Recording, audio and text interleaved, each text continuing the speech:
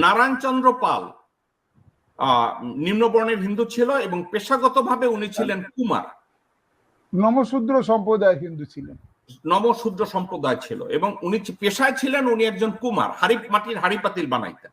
ওকে, এখন এই শেখ পদবিটা কেমনে আসলো, এই যে ওনারা শেখ? আচ্ছা, আপনাকে বলছি, এখানে শেখ মানে তালিবর্ষে একার আর খ হয় কিন্তু, হ্যাঁ, কারণ আমাদের ঠাকুর দাদারা বা ওই মুরব্বী যারা ছিল বা আমাদের এলাকায় বয়স্ক লোক যারা ছিলেন, তারা আমাকে পরিষ্কার বলেছে বা ওখানে আলোচনাও প্রচুরবার হয়েছে যে মুসলমানরা পেঁয়াজ খায়, তার জন্য ওদের পেঁয়াজের রাগ, হ্যাঁ, পেঁয়াজের রাগ, ওরা সহজে গন্ডগোল করে আর এবং মারামারি এসব কাছাকাছি সহজে করে, এই জন্য ওদের শেখ বলা হয়। এবং শেখ হচ্ছে মানে হচ্ছে দাঙ্গাবাজ, আর ওদের মানে বিবিদের সেইনি বলা হয়।